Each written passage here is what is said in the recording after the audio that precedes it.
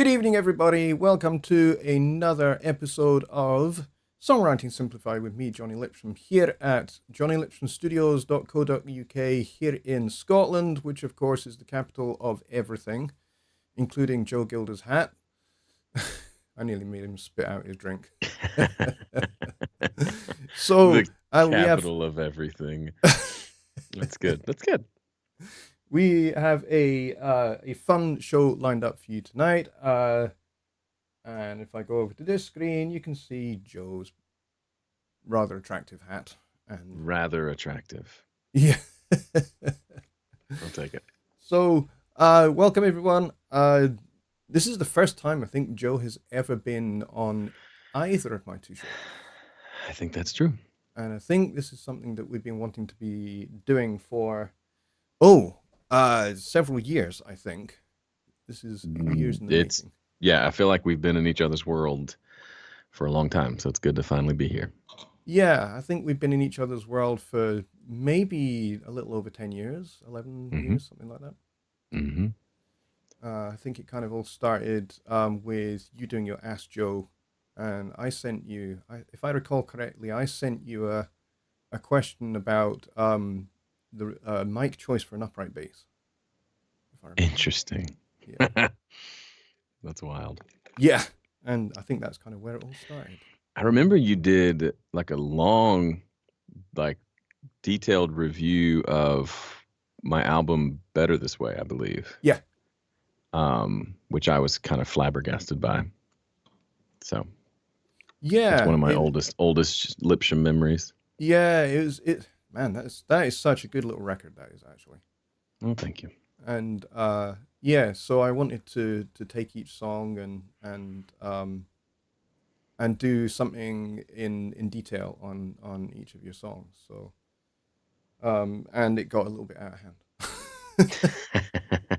As these things tend to do. Yeah, I was just like, I'll just write a few lines on each of the songs, and ended up being a couple of paragraphs on each song. Because there was just so much detail and so much good things, and there was ear candy and stuff going on in each of the songs. And so I thought, hey, you know what? I can't just write a two-line thing on each song. It wouldn't be just to do that. So anyway, this is definitely a show several years in the making, and we've got a few things to talk about to do with songwriting, and I thought it would be fun if we kind of could compare each other's way of doing things with songwriting, and because you and I kind of come from two kind of different but related musical worlds. You know, you come from rock and folk, and I come from jazz and folk. Because my parents are jazz musicians, but they also do a lot of American folk and some English and Welsh folk, believe it or not. But they don't sing in Welsh because nobody sings in Welsh without spit guards. So you know, so that's kind of our shared kind of tradition, kind of folk and acoustic music and things like that. So so I thought, hey, it might be quite fun to kind of discuss our different approaches and kind of like how we go about doing things. So I've got kind of 3 little questions, and we can kind of bounce off of those between the two of us and see kind of where we go. So we've got about an hour, and I figured that we could, you know, see how far we get, and then if we've got time left, we could open it up to people asking questions of both of us. Sure. Because I'm sure folks have questions. So we've got quite a lot of people here already. In fact, I can tell you this: Bobby Booth, according to my timeline, was in at 8 minutes past 7 this evening. So he was like a full 3 hours early, 4 hours early. You guys are crazy. Bobby on the spot. Yeah, you guys are all nuts, but I love y'all. You're fantastic. All right, so my first question is a really kind of simple but broad question. So what kind of got you started in getting into songwriting? That's a good question. So I grew up in a fairly musical family. My mom has been the piano player at my church, their church, for my whole life. She still is. Both parents sang in the choir. I sang in the choir. My dad played acoustic guitar. He owned like a little nylon string Yamaha acoustic, a couple of them. And so I got bored at a family reunion in the middle of Mississippi somewhere as a kid, probably 13, 14. And he brought his guitar. So I picked it up and started messing around with it, and then discovered he had a bunch of sheet music, and they had the little chart that showed you where to put your fingers on the chord when you're playing a G or whatever. Yeah. So that was it. I said, okay, I understand that. I can mash my fingers where those little circles tell me to mash my fingers, and music comes out. So I was off to the races. I had taken piano lessons, so I had a little understanding of music, but Hmm. that was when it really kind of took off for me. So learned to play, played all the time, typical. I imagine most of our stories are similar. And then it wasn't until I joined a really bad band, who weren't bad, just in like high school, like a Christian band, Oh yeah. that I started writing songs, because I thought, well, these dudes can write songs, I can write songs. And that was really it. Just that kind of kicked it off for me. Awesome. Yeah, that's cool. You and I both have in common that we have musical families. I mean, Hmm. my parents have a long history as professional musicians and entertainers. My mother is a fantastic soul jazz singer. Mm. She sings a lot of R&B and stuff as well.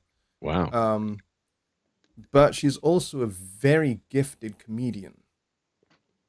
Really? Yeah, she is very, very, very funny, very quick-witted. And so back in 1969, 1970, she found herself um, caught up in the Vietnam War because her and my dad went out as part of the USO Bob Hope uh, tour.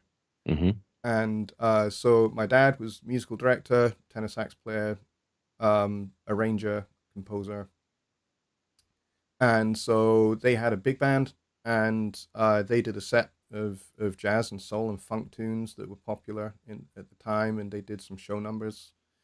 And in the middle of one of the songs, the band would stop, and she would stop, and she did a 25-minute comedy set No way. in the middle of the song. Wow. The band would all go off to the bar and have a few drinks, and then they would all come back on about 25 minutes later, and my mother would sing the next note of the song to cue the band to come back in. Wow. And my dad would take bets with band members as to whether she would hit the right note, whether she would be in the Hmm. right key. And she was every time. He lost the bet every time, but he kept on making the bet every time. So, so yeah, my parents are jazz musicians and entertainers, comedians, and that kind of thing. So that's for me. It's that's kind of where it came from. Was um, as a kid, there were always musicians in the house because they were always rehearsing, and my dad wrote arrangements and things, so I got to kind of see what he did. He didn't teach me a whole lot, but his dad, who died before I was born, was he ran a big band and he was an arranger. And I stumbled across all of his arrangements, and I stumbled across workbooks that he used. And I just sat on the floor and I just started to read all of this stuff. And I was just like, I want to do this. I want to Wow. write this kind of stuff. Wow. And so my parents had a lot of music on in the house. There was a lot of jazz, a lot of big band, but also a lot of funk, and a lot of R&B. We listened to Tower of Power, the Brecker Brothers, Hmm. Steely Dan, Yellow Jackets. All of that stuff was big in our house. And I remember in 1977 when Asia came out by Steely Dan, and my mother bought it and she brought it home and she put it on, and I was only a couple of years old, and she put it on, and of course, and I'm just kind of like playing with my toys and kind of passively listening until you get to the title track, and that intro to that song just totally mesmerized me because it's like gloriously kind of cosmic on this B major 7 chord, and it just like totally entranced me with the marimbas and everything else.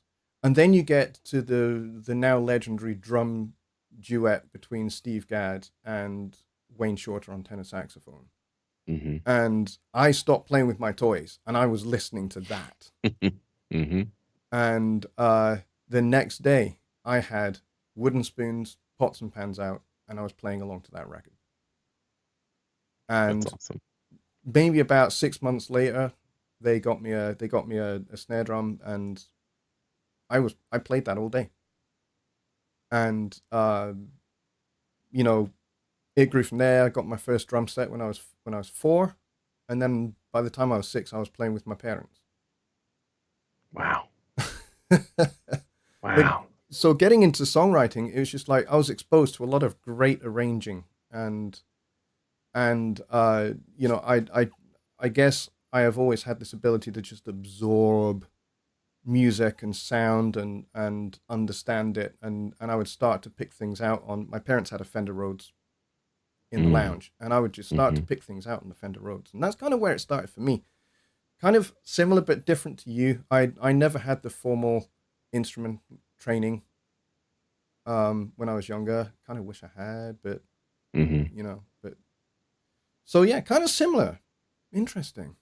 Yeah. I don't play guitar. I'm terrible on guitar. It's too simple for you. Not well, not when you I hear can't people play like as many Jeff Beck notes. and That's true. Alan Holdsworth. You know, That's fair. yeah, that's cool, man. That's cool that we've got some common ground there. So if I remember correctly, a few years ago, you did a video series where, and I thought you were both crazy and brave to do this video series where you basically turned on your camera, hit record, and started writing a song. You remember Yeah. those? Yeah. I did. I did more than I remembered. But there, you can find the playlist. It's years ago, but it's Yeah, called Songwriting Corner. yeah, that's right. Um, I probably did. I thought I only did a handful, but I think I did like 20 of those. Yeah, Something I crazy. remember going, "Wow, that's just really really brave." But it kind of got me thinking. You actually have quite an interesting approach to, or certainly back then you had quite an interesting approach to songwriting. Notepad, pencil. I know Mm-hmm. you're a big fan of pencils, I'm surrounded by pencils right which now. There's at I know least I three know. within arm's length. So I mean, I straight away know what I'm getting you for Christmas this year. So. seriously, if Fender had some pencils, I'd buy them up like nobody's business. You know what? I think we do. I Ooh, would not all be right, surprised. noted. So, so since you did those videos, which was it's got to be what 7 or 8 years ago now, I think Yeah, I'm looking at the first one. It was 6 years ago. 6 years ago. Mm-hmm. How much do you think has changed in your approach, or Hmm. is it largely the same? I mean, it's largely the same because I don't write a lot. I'm not one of those guys who's just writing songs every week. Yeah, Um, I write when I need, when I'm ready to release something. I'll write enough songs to give me enough of what I need for an EP, usually. yeah, Um, so yeah, I would say my process is pretty similar. right, okay. And you did like 50 songs at one time, as I recall, as well. Yeah, yeah. Even before, no, it was for the Better This Way album that we were That's right. talking about. Yeah. So in preparation for that, I thought, well, if the 80/20 principle is true, which means if I make 10 things, only two of them are going to be really good, Mhm. then if I want 10 songs, then I've got to write 50 Oh, to make 10 of them good. That was the premise. It's a dumb premise, but I ended up writing 50. And the crazy thing about it is I gave myself 12 weeks to write 50 songs. that's That's not right. crazy, Yeah. but the the idea was, so after about a couple of weeks, I totally got burned out and just kind of abandoned it. Came back on week 10 or week 11 and saw that I still needed to write like 27 songs. Mm. And I thought I can just say, oh, well, I wrote 26 or whatever, 24. That's good enough for me. Mission accomplished. Or I can like hunker down and try to write these last, whatever, 25 songs in 2 weeks. Yeah. I did the second one, and it was a crazy sprint because you run out of good ideas, so you just write songs about anything, including like a song about a turtle. But Yeah. what was fascinating is after writing all the songs and then reviewing all of them and kind of picking the best ones for the album, I picked 13 that were the best, and 8 of those 13 I wrote during that last 2-week sprint period, which I thought was fascinating. Yeah. The majority of my best songs, I wrote one on the very first day that made it on the album, but the rest of them were mostly during that last 2-week period where I'd thrown all caution to the wind and I said, I'm just going to write a bunch of crappy songs just to check this box. Mm. And that emphasis on quantity somehow translated to quality, which I thought was super fascinating. That is super fascinating. Kind of makes me think, when you do that and you throw caution to the wind and you just go, what the heck? I'm just gonna go for it. Whether somehow you relax, so all of the pressure to make the deadline kind of ebbs away a wee bit, and you just become much more focused on just writing and actually enjoying the process. Yeah, you end up, it just becomes very much a craft. Yeah. Right. Let me just make another, like, I love the idea of woodworking. I've never done any of it, but I got really enthralled with watching these videos of people making like tobacco pipes, like the really fancy high end, and they're just beautiful. It's this whole thing, right? They get this special kind of wood that only comes out of the roots of trees in a certain part of, I don't know. It's crazy, but they're these beautiful things. And so I kind of had this sense I'm just crafting a bunch of things over and over and over again. So to where the process itself it felt like at the end of that, I felt like, oh man, I could write a song whenever I want now. Because I've done the craft enough, which compared to like a typical Nashville songwriter is nothing, right? They'll write 50 songs in a month. That's just a normal month, right? They'll write 3 songs a day, all day, every day, which is great, but I didn't have any desire to do that. But it really did. I used to think quantity is the be all end all. I don't think that's necessarily the case, but there's at least a season of life where just doing a thing a bunch gets you some results.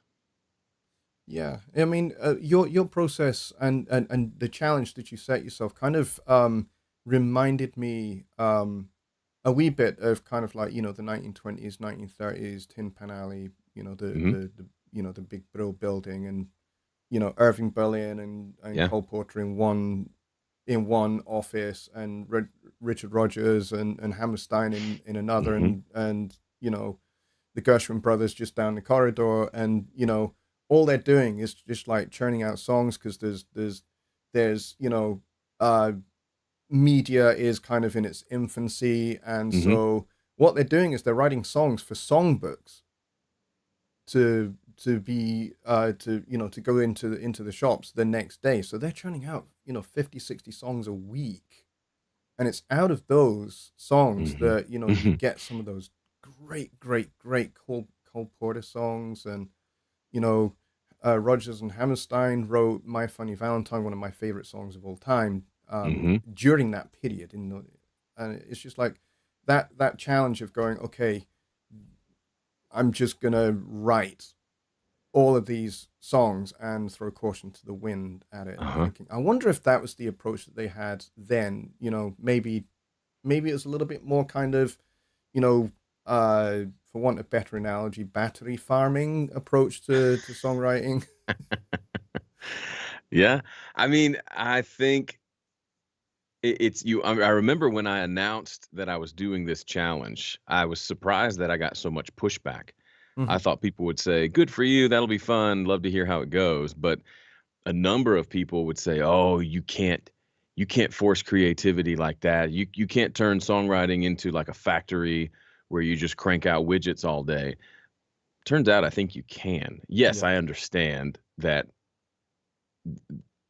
the music business being what it is, and I've got so many friends who moved to Nashville to play the songwriter game. I don't like that game. That doesn't seem like a fun game to play. Yeah. But for me personally, because I just wanted to write for myself to release music, um, it was a really creative experience and fulfilling and fun. And I wrote some songs that to this day are still some of my favorite. Like there was no downside for Mm. me, which was fun because I was worried it would just be a huge waste of time.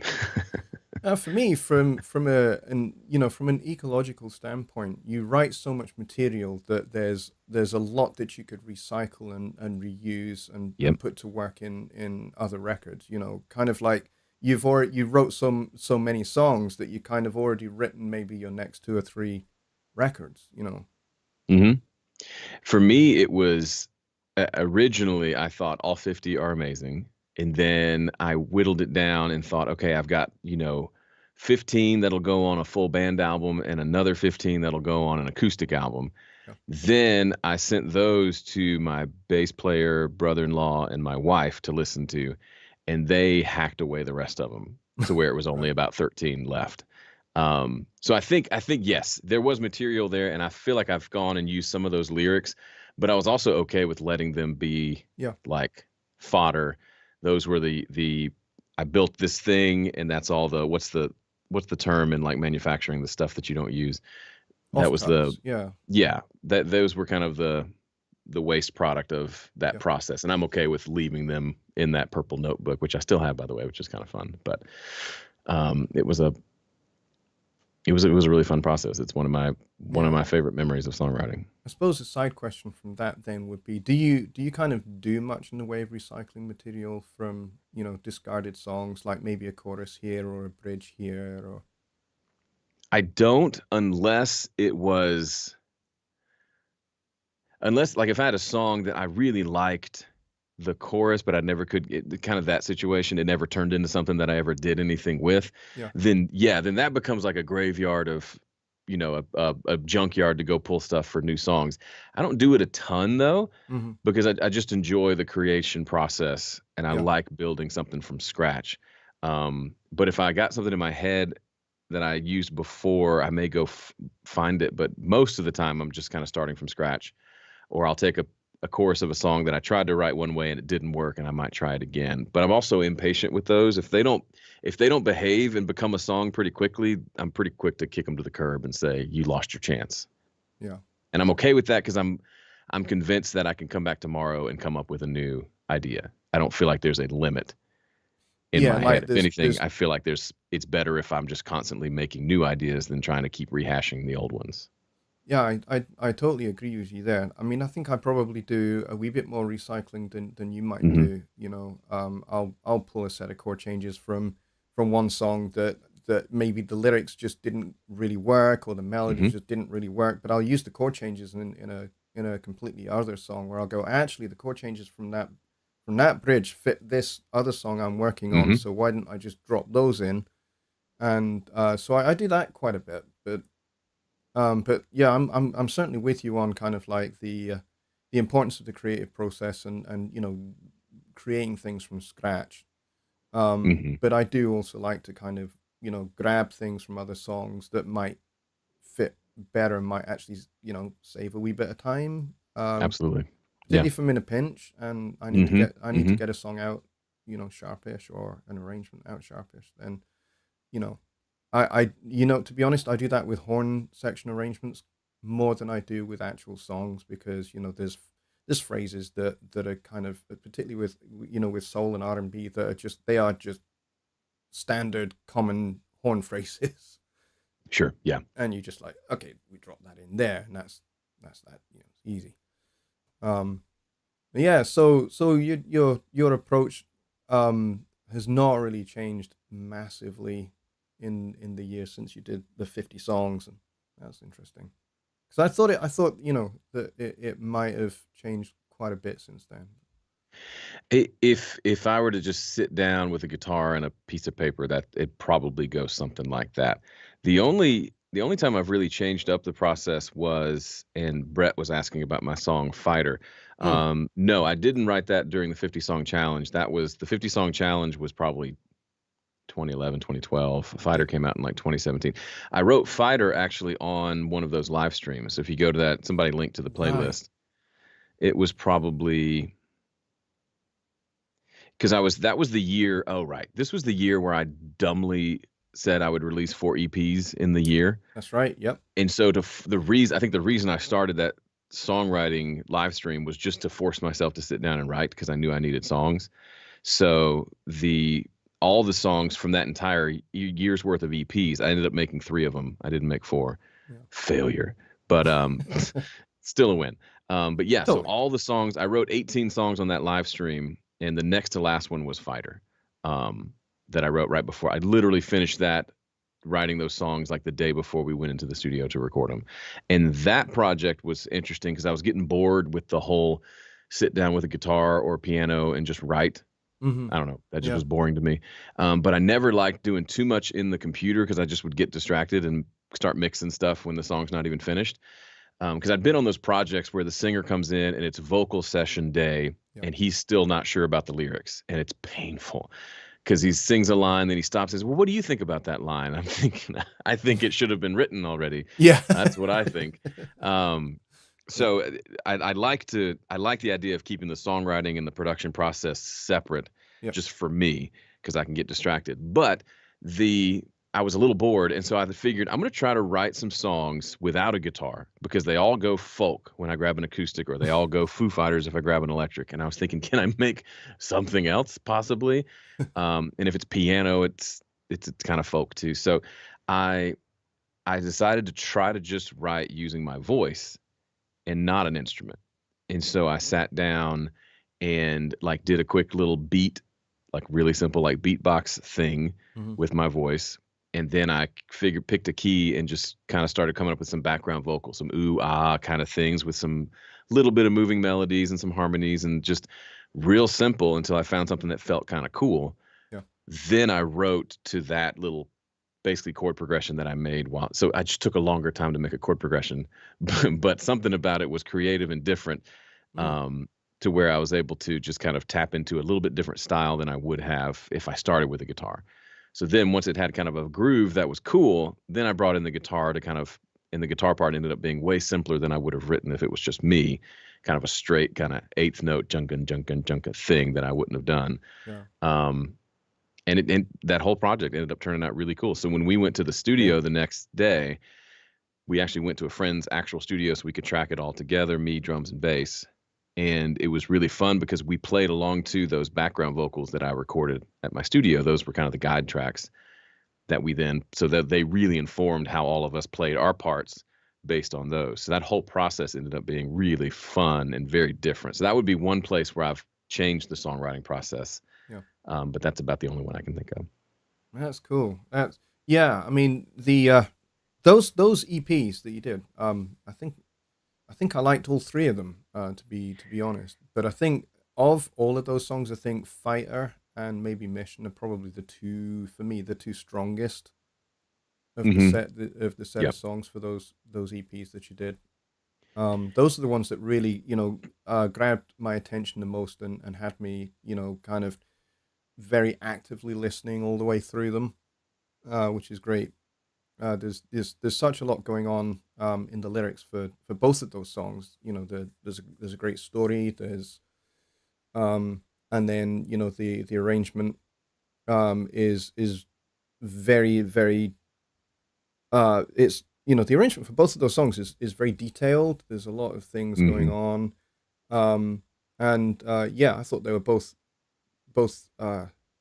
the amongst the strongest ones that you had in that little EP challenge. Yeah, And I agree. it kind of got me thinking about my songwriting actually, and kind of um made me change a little bit about how I think about lyrics and that kind of thing, because my songs are more narrative, so I create characters Mm-hmm. Mm-hmm. and put them in a scenario and see and kind of see what happens to these characters, and that kind of is how they actually start off as little short stories, and then you That's you cool. you apply the scissors until you get to that kind of fractured storytelling kind of style, which Yeah. is something that I really like. Which is actually something I learned from Sting. Sting is a big fan of fractured storytelling, and so Interesting. That makes sense. That makes sense. yeah, so it was just something that I really gravitated towards as a way of kind of like, instead of just telling the whole story, tell the story as if you have literally just witnessed the car crash or whatever. Mm. So, and you're Mm-hmm. getting your statement to the police officer, and so you never tell the whole story in its completeness. You tell it in tiny little fragments, Mm-hmm. and so I thought that's an approach to songwriting that I really like. It Um, makes sense because the you only lyrics. have so many lyrics and so many lines to devote to a story. That's cool. Yeah, yeah. So that's kind of, that's always been my approach. Is I start out with a set of chord changes that I mostly it's I think I've described this process before on other shows, but most of my songwriting is in here. Everything kind of happens in here Mm-hmm. because I my mind is really bad at focusing on anything else. So that's kind of what goes on in my day. People are kind of, yes, I'm doing my job, but my job is kind Uh-huh. of just, it kind of just happens. And what I'm doing is I'm actually writing a song, or writing a big band arrangement, or something is going on in my head. Yeah. um and then I get into Studio One, and I start getting some of that out of my head and into Studio One, so that it starts coming out of my speakers. And then once I've got like a whole arrangement fleshed out, at least a keyboard part and a drum part, or a rough drum part, then I export that, and I live with that for a few days. I'll Mm-hmm. just listen to it day and night. At night I'll just put earbuds in, I'll close my eyes, go to sleep listening to it. And then, That's cool. 2 or 3 days later, I have the characters, I have the scenario, I have the story. And then I start applying scissors. And, sometimes, you said, you'll have a vocalist come in, and it's just like they haven't even finished the lyrics yet. Mm-hmm. Well, Mm-hmm.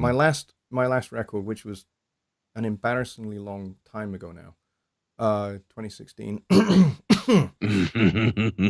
uh, yeah, those songs, the lyrics weren't done until I stood in front of the microphone. They weren't completely Interesting. finished.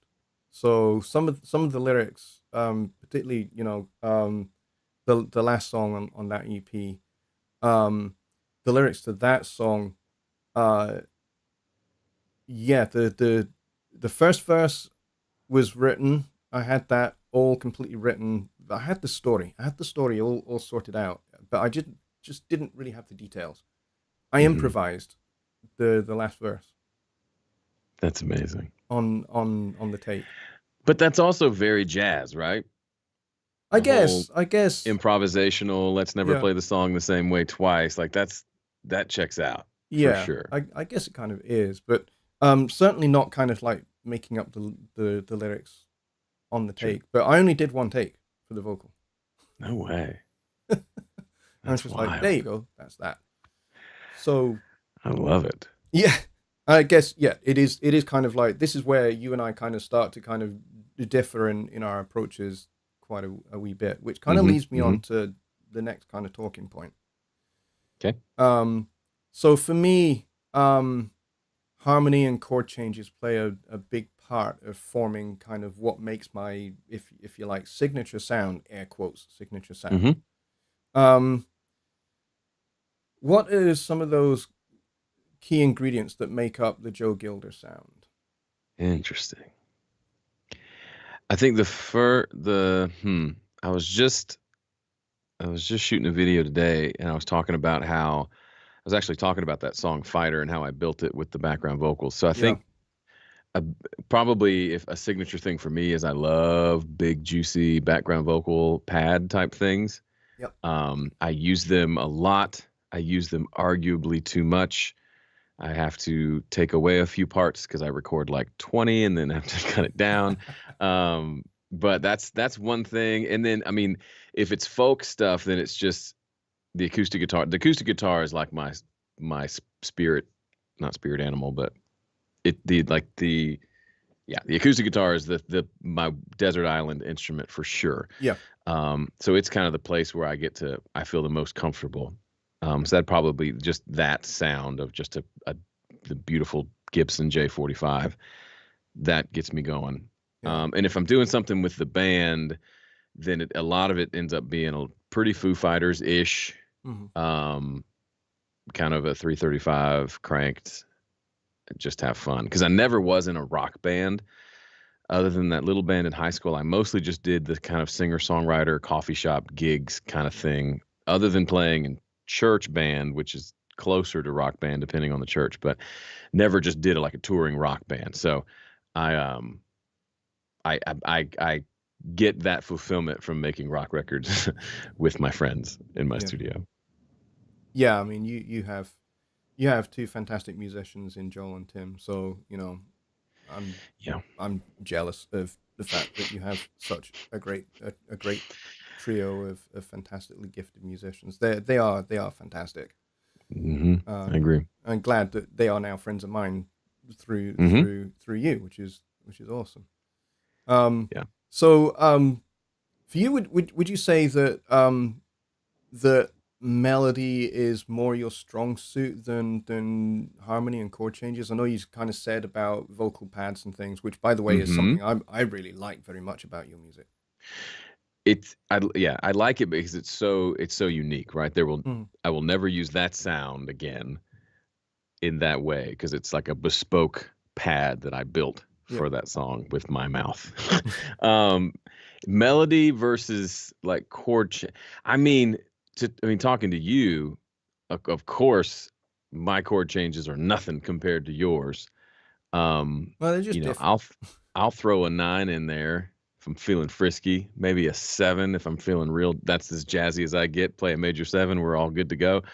Um, but I do pride myself in trying not to make the chord progression just as predictable as possible. Yeah. So I love if I can, and you can't always, because sometimes it's a folk tune that just needs to go 1 4 5 Yeah. 6 4 1, Yeah.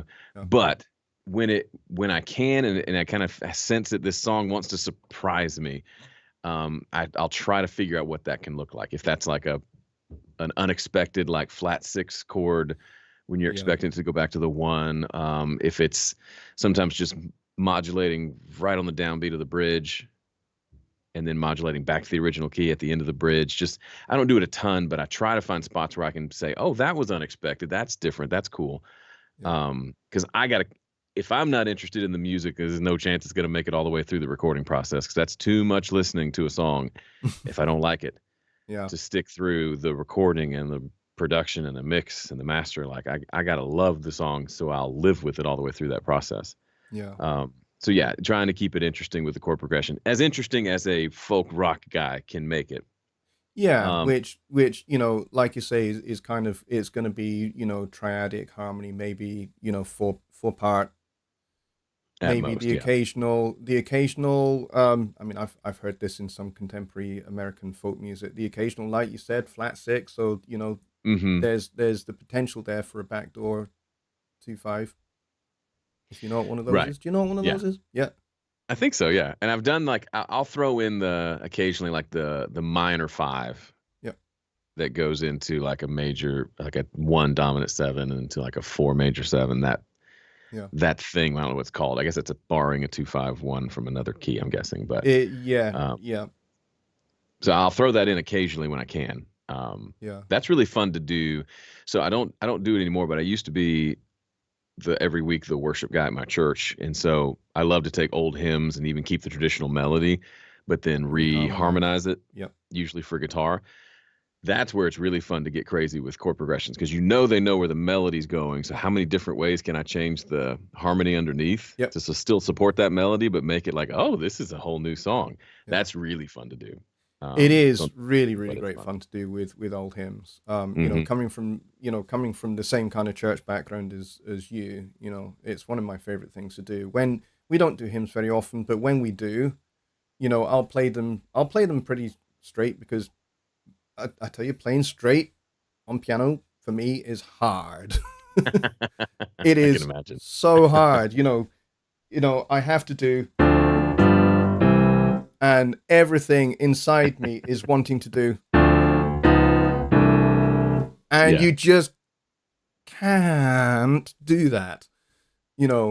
But on the other hand, when you get to like the last verse of a hymn, where if there is a descant that people know, they will sing the descant, and at that point, that's when I can start being a little bit more harmonically adventurous, and I have on Yeah. occasion been very harmonically adventurous. Whilst making sure that the melody is always front and center, because hymns, it's all about the melody and it's all about the lyrics, and everything else serves those two purposes. So Hmm. I have to kind of be careful, but they do let me do that. They do let me stick in some tritonal substitutions every now and then. So, you know, but it's fun. You hear those come up in Bob Dylan songs a Hmm. surprising amount of time, where you'll be listening, and I'll go, oh, it's Bob Dylan doing what Bob Dylan does, and then suddenly it's like, oh, a D flat 7 chord. What? Hmm. Hmm. Yeah. It's just like, where did that come from? We can sneak them in there sometimes. Yeah, yeah. And so and so those kind of things really pique my interest, and I'm definitely a bit of a harmony freak. um Sure. and that's kind of why I liked what you did with the whole vocal pad thing, because that also piqued my attention, because you know um for me, the backing vocal harmony sound that I grew up listening to was the Eagles and Steely Dan, who both Hmm. have fairly similar approaches to backing vocal harmonies. So, that's kind of what I grew up with, that kind of close, almost not quite barbershop, but certainly close, kind of Hmm. like a saxophone section Hmm. vocal sound. And so I think that's probably why I thought, oh, Joe, I hope you do that kind of vocal pad thing a bit more, because and kind Yeah. of develop that a bit more, because I think it was something that was different about those Hmm. particular songs. So I hope that you do. I hope that you kind of Yeah. I keep hope hitting I that. do too. Yeah. I would love to hear more of that kind of thing. All right, shall we have a wee look through the chat and see if we got some questions? I think there are some Sure. questions that are directed actually to I think you. they're getting cranky that we're not Yeah, answering the yeah, questions. because we're not paying them any attention whatsoever. How rude of us. We're just like chatting away, like we're in the pub, mate. So Minus the beer. yeah, I'm drinking dumb old water. I have tea, very very strong That's tea, just because dumb old hot water. hot water with a tea bag and a splash of milk and a wee bit of sugar. That's fair. Let's see. I'm going way back up to the top here. Just Bob has a question. He says, I think this is to you. He says, if the guitarist opens C6 tuning, what does the bass player tune to? Standard or the alternate tuning as well? Well, my bass player, 9 times out of 10, he's playing a 5 string, so he's still good to go. He Yeah. can still hit the low C if he needs to, but Yep. probably doesn't need to, except for like the last note of the song or something. Yeah. Yeah. It's because I'll do a lot of open, like dad gad tuning usually if I'd go open. Yeah. And he doesn't change a thing. If he was on a 4 string, then he might drop down. But Drop that E down to a D. Yeah. yeah, at least that. Yeah. But no, typically most bass players I've ever played with, they're never changing their tuning. They No, just play I along never to do what either. you've got. One of the Yeah. reasons why I don't is because, well, I mean, you can see my fretless bass at the back there. Uh-huh. I think that instrument is like 10 years old, and I think I've changed the strings twice on That checks out. it. I mean, part of the reason is because on an upright bass, the older the strings are, the more they sound like an upright bass, and I started out on upright That makes bass. sense. Yeah, that makes sense. So I like them to have that kind of that more upright bass kind of sound. But drawback is, after you've played your bass for a night, your fingers kind of do smell of strings, and That's such a thing. you can't get it out of your fingers. It's You very annoying. can't. It's the weirdest thing. I don't know what it is, but I don't like it. No, no, I don't like it either. Let's see, what else do we have? Um, Rich Cresswell says, as someone who writes a lot almost every day, yeah, he does. He's a composer for video games and things like that. Oh, cool.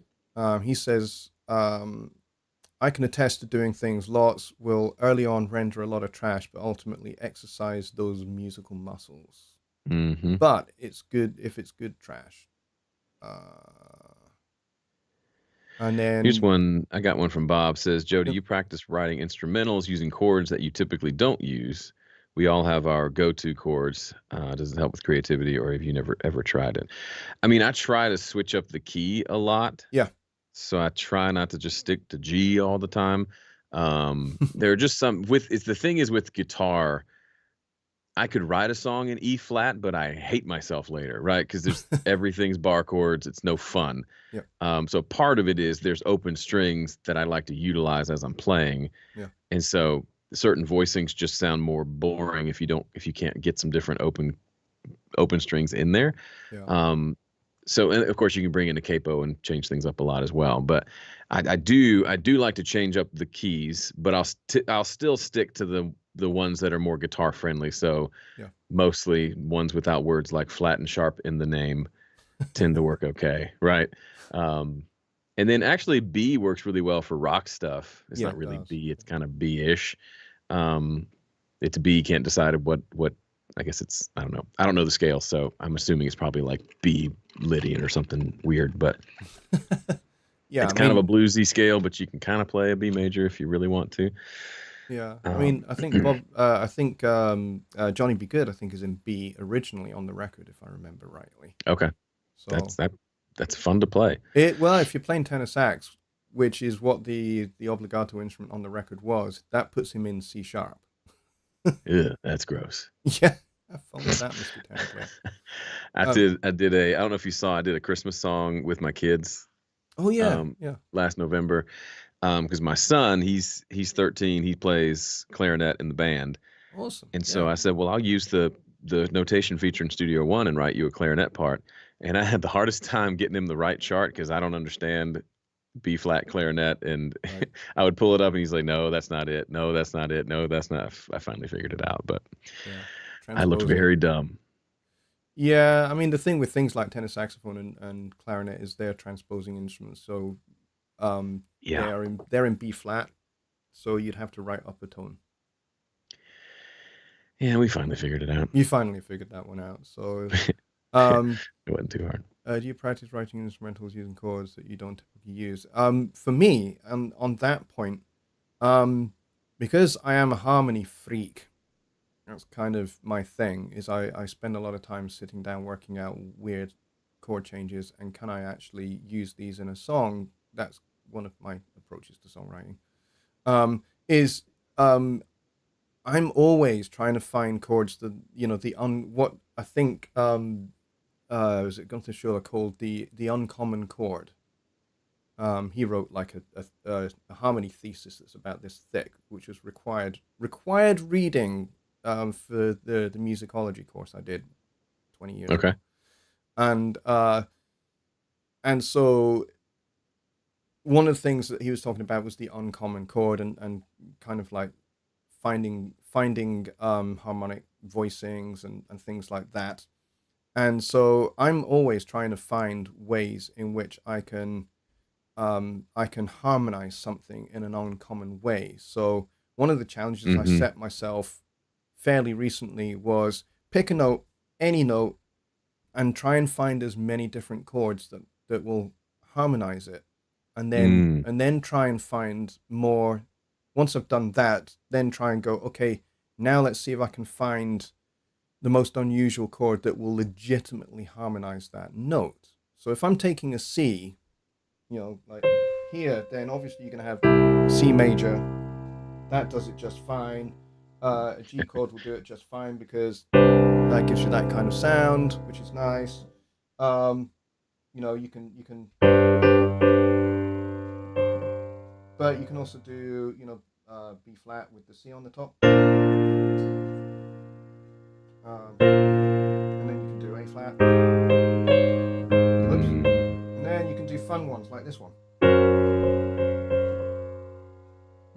G flat major 7, which the C now is the sharp 11 of the chord, which leads nicely to a D flat major 7. And then for this one, you can do E7 sharp 9 sharp 5, and then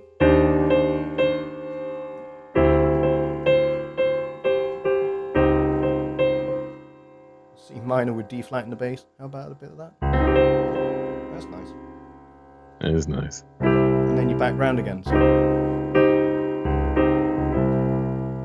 that's a nice kind of substitute for chord 5 to chord 1.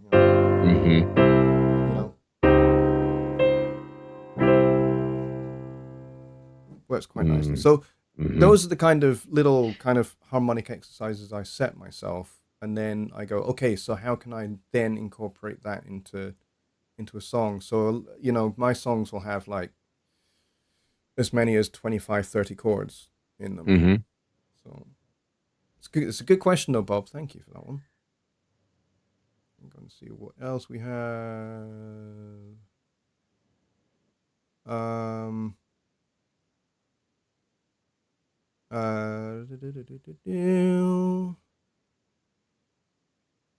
Aurora's Boring Alice says A flat on the 5th fret gets a 9 feel when I play a D chord stuff. Everyone is done when learning something new. Yeah, I'm not a guitar player. I would not know what that is. So, but thank you for your comment. So, let's see. I'm gonna see if we've got anything that I might have missed. Because we've got like 5 or 6 minutes left. I'm not really seeing anything else. Oh, here we go. Did Joe state on where he started in music? You said you kind of did piano lessons and things like that. Was that with a private teacher or? Yeah, just a sweet little old lady down the road kind of thing. Right. Okay. Yeah, did that, sang in the choir, taught myself guitar. Taught yourself guitar. Okay, cool. So did you major in music at all when you were at college? I did a music minor, so I got to take like a couple years of theory without it getting weird, which was perfect for me. We stop at like Bach chorales. We don't go into like the crazy stuff. Yeah. So I got to dabble in some theory. Yeah. Well, that which reminds me of I think you did a video. Was it a couple of Christmases ago where you did? Was it the St. Matthew Passion or one part of the St. Matthew Passion? Yes, yeah. It was for Good Friday. That's right. So it was the "O Sacred Head Now Wounded" melody. Yeah. I learned about that and its history in St. Matthew Passion. That was all in my Theory 2 class, and I was fascinated by it. Oh, yeah. I love Bach harmony. Yeah. I mean, so good. This is not just me saying this, but it's fairly well taught in, advanced, composition and music theory circles. When I was doing my musicology course, they said, oh, Bach was probably 400 or 500 years ahead of his time.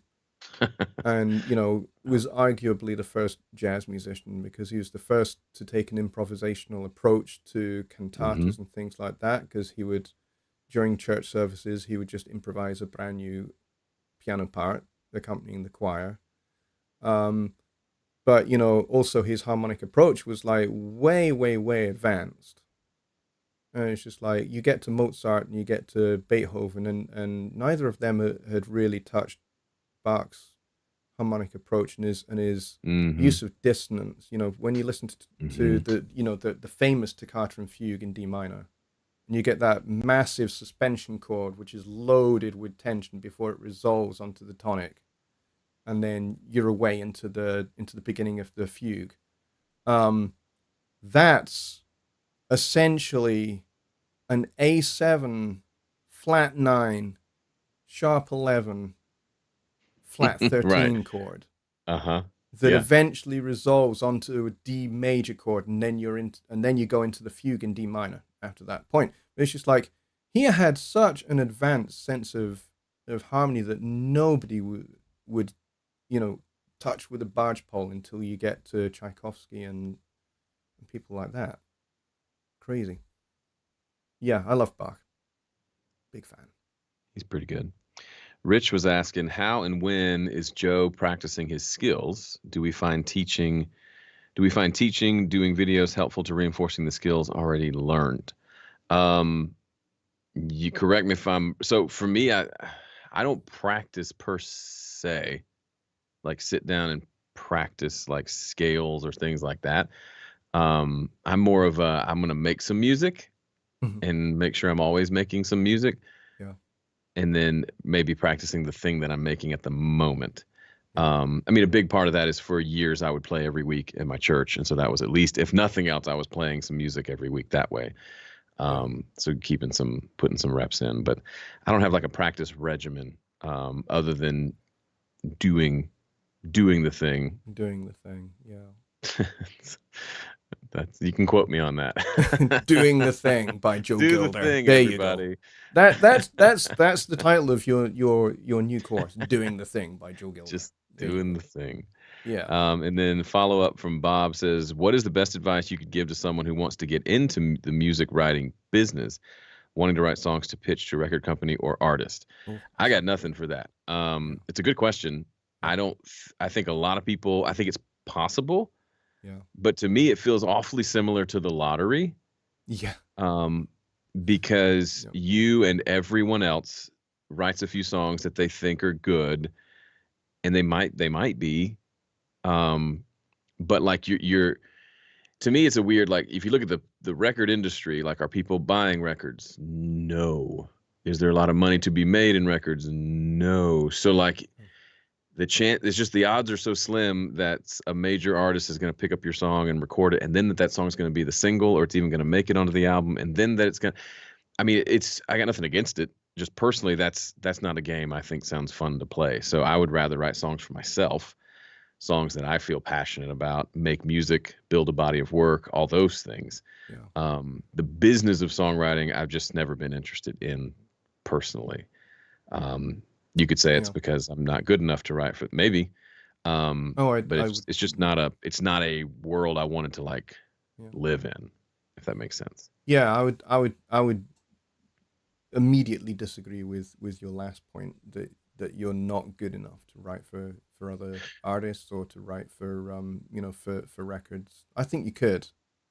Well, I think I could too. I think it's not that. Some people say, "Oh, I don't like that," but what they're really saying is I'm not good enough to do that. It's not so much that. It's just I really do think it doesn't seem like a pleasant existence. I've had friends who've had publishing deals. Mm-hmm. They're not making that much money, and they've got to crank out crap loads of songs that they don't own anymore because it's all a part of the publishing deal, and it's just they sometimes hit and they sometimes get singles with big country artists and all that, but even the songs themselves I wouldn't be that excited about. Yeah. Because it's kind of a formula, and you're trying to chase the hits and all that stuff. It just doesn't seem like a very fun existence to me. No, I agree with you, because it can. I mean, certainly today in 2024, it certainly, for me anyway, has become so formulaic. It's like painting by numbers. You could be colorblind to do it. For want of better metaphor, because I am colorblind. So I know you are. You're very colorblind. I am extremely colorblind. Fascinating. But to that point, I mean, I've written for other artists before, and I've had success with maybe, of the, I don't know, 20 or so songs that I've written for other people, I think 2 of them have done okay, and have made enough money for me to buy something nice. Yeah. You know what I mean? Really nice pencil. No, I'm kidding. Yes, I bought a really, really nice box of food for the week. A box of food. And I mean, and there are plenty of stories, right? Like I was at a songwriter night, and the guy talked about how when he moved to Nashville, his dad let him, leave the family business to chase his dream in Nashville, and he told him, the first song I get cut on a record, I'm gonna give you the royalties to. Yeah. And it ended up being like a huge hit for somebody like Toby Keith or something. So like his dad retired and bought a house on that money. So like, Yeah. yes, there is money there. I don't mean to say there isn't. It's just such a It's a anyway. hard slog to, yeah, it is. And it's pretty punishing. I've had more success writing arrangements of songs Sure. for Mm-hmm. people. Like, I worked with a Christian artist called Sam Neill. She's very good. She's a very good songwriter. She's got a belter of a voice, and she's a decent guitar player.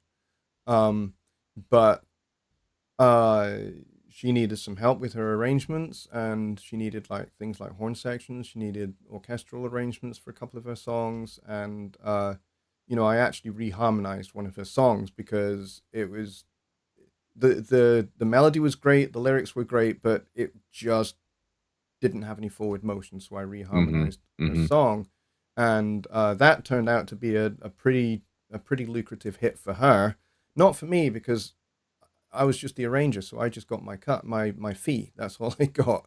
Right. Um, Right. but so but that generated more work for me as an arranger. So that's kind of where my other source of income, other than working for personas, Mm-hmm. is Mm-hmm. writing For sure. arrangements and big band charts and things like that. There are a few questions coming in thick and fast just now. If you want to take a couple more before we, Yep. Rich yeah, came in and said, I often advise people taking an hour a day slash week to practice Studio One functionality with no goal of making music, but to learn the tools to make the music. What are your thoughts on this? And do you think there are some basic functions folks could focus on re the DAW itself? I don't know. To me, like, I don't think of a DAW as the same as a guitar.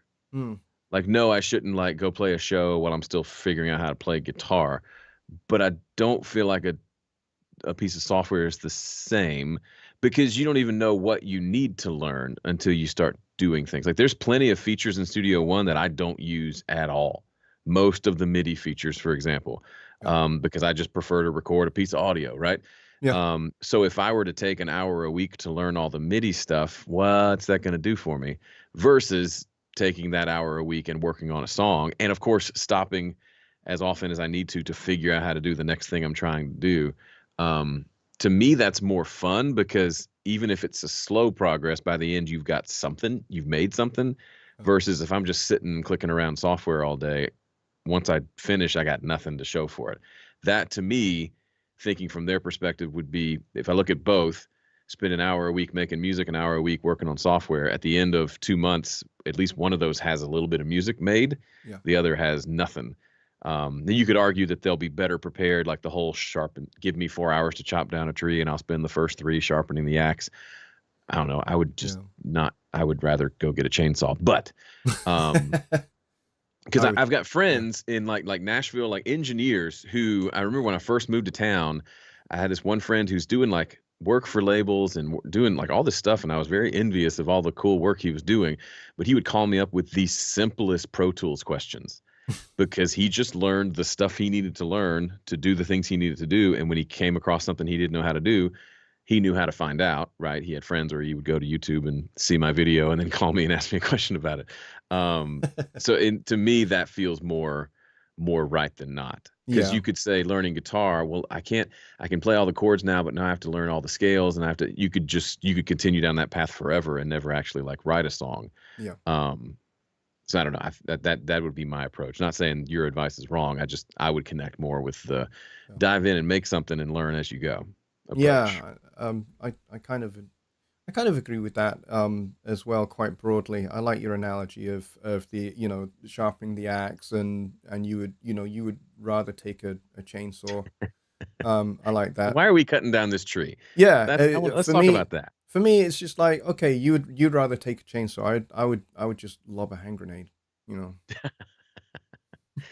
And blow then the make some crap out beautiful of the art tree. out of the shrapnel afterwards. Yeah, Great exactly. idea. Perfect. Yeah, Build a we're gonna fence, get along picket just fine. fence out of the shrapnel. There you go. I see nothing wrong with this approach. No. John Hathaway, who is here in England with Rich, they're both down in England. He says it seems to be that the industry is chasing the last great thing rather than the next great thing. I kind of broadly agree with that. I mean, it's a good talking point, Hmm. and we're kind of at the Hmm. end of the show, unfortunately. Otherwise, you and I could probably talk for another 2 or 3 hours over a pint of beer, I'm sure. Beer. Beer. Yeah. Got to get you over to Scotland so we can have proper Scottish I beer, mate. really, yes, please teach me how to drink. Totally. I mean, and I'm Presbyterian, so that's very Scottish, correct? Yeah. Correct. Yeah, totally. Yeah. I need to. Okay. All right. I grew up with a weird mixture of Reformed Judaism and Scottish Presbyterianism, which are interesting, almost the same thing. Certainly in Scotland. But also it seems pretty different. That sounds like another conversation we need to have. Oh, definitely for sure. All right, so I think what we'll do is we'll wrap this up here, but I just want to say, Joe, thank you very, very much for coming on, and of course, and sharing your insights and your wisdom and answering my very, very open questions. It was fun. That was great. I had fun. And we should get you back on the show at some point again, and we can maybe dive into something a little more specific on a little more of a specific topic that we can both discuss. Sounds great. That'd be cool. All right, folks, we're going to end the show there. Thanks a lot, everybody, for coming. We peaked, I think, around about 25 people watching, which is pretty cool. If you have not subscribed to my channel, you're not going to be able to be involved in the chat because you have to be a subscriber first. So if you've not done that, do that so that you can get in on the next show on Sunday. And also, please like this. If you like Joe and you like what he does and you like me and you like what I'm doing, then please do hit that like button as well. And you also, like me. You really like me. Yeah. Also, if you have not done this already, please go over to homestudiocorner.com and check out Joe's website. He has an awesome VIP, which I highly, highly, highly recommend. And I believe it is a very affordable price to get involved in that. Yep. And there's some other courses on his site as well, which I highly recommend. You just don't even think about it. Just buy them. Do it now. Just buy from the American. Just buy from the American capitalist songwriter. Yeah, Joe's content is really, really terrific. So if you've not subscribed to his channel, please go and look for his channel on YouTube and subscribe. I've been a subscriber for about 12 years. So please go do it. Billy Morgan has got a link to a after show Zoom party. If you want to carry on the conversation, we will all pile in over there and have a battle of laughs. But otherwise, Joe, stay on the line, and we will end the show here. All right, folks, I will see you all on Sunday, the same time for Sunday Night Live, where we will be dealing with Studio One questions. And Billy Morgan wants you to come along to the Zoom if you would like to. I gotta go find a beer. All right, that's no problem. That's no problem. We can do that. I have beer in my. Don't know if you saw it. I have a fridge down here. Of course you do. Yeah, you gotta get a fridge for your beer. I mean, you've got all that space in here. I do. It's true. It's got to be stocked with beer. It's got to be stocked with at least one 12-year single malt. Oh, really? Okay. Yeah. You got to teach me how to like scotch. Yeah, it's been a long time for me. It's been nearly 30 years. But yes, I will definitely teach you. Okay, my wife will teach you too, because she likes a good single malt. So nice.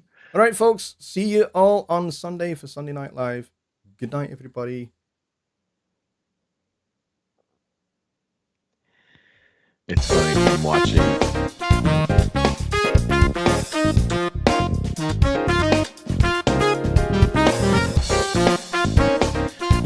I've got the live stream going in the background. It's funny because I'll be talking and your hands will start moving, but it's something you said 30 seconds ago. But it looks like you're like telling me to stop talking.